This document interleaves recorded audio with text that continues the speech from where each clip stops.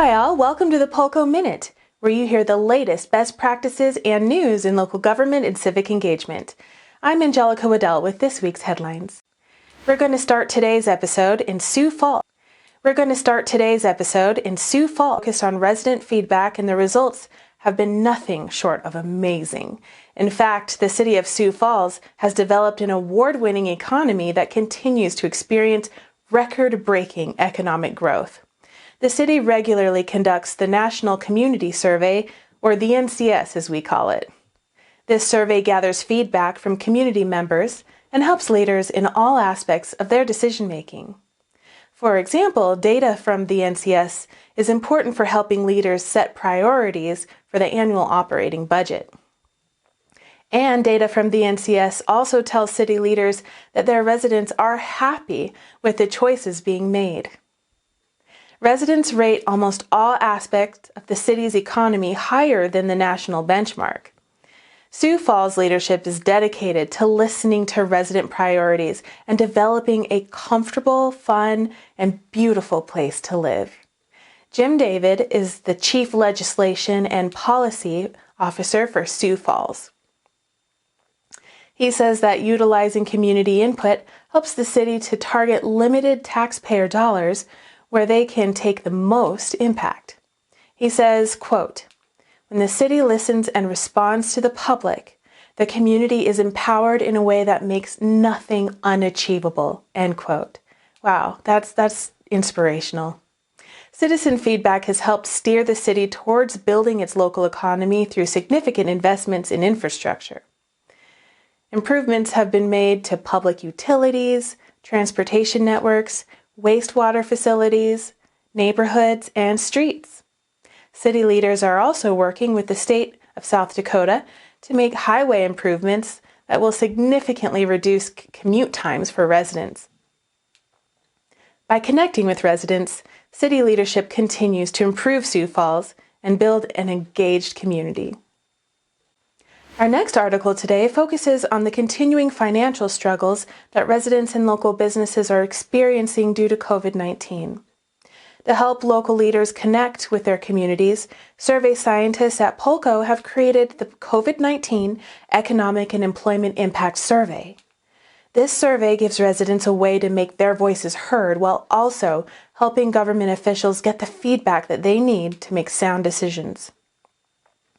The survey asks residents to share their household's overall economic health since the pandemic began.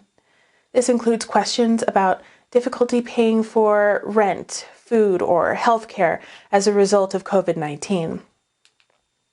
Respondents were also asked to rate their community on the quality and the variety of employment opportunities, as well as the availability of jobs that pay a living wage. A survey section also addressed hiring managers and their plans for the future. How many and what types of jobs might they be adding and when? This information is helpful for both local governments and employers as everyone tries to formulate recovery plans.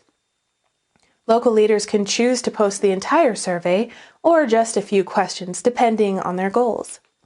And each survey question can be customized.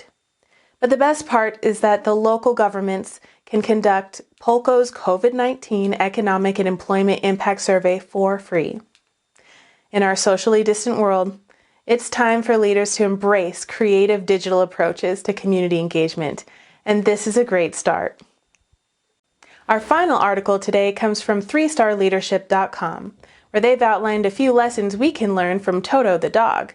No, not the original Toto from Dorothy and Her Trip to Oz. I'm talking about a rescue dog named Toto who has a story with many unknown chapters. Her behavior is hard to predict and based on things that happened to her in the past that her owner knows nothing about. As author Wally Bach points out, this can hold true for people and the people we work with as well. People do things for their own reasons, and often we have no idea what others have experienced. Bach calls this the ghosts of bosses past. Sometimes we can learn and work through these things, and sometimes we can't. But Bach argues that most people are like Toto.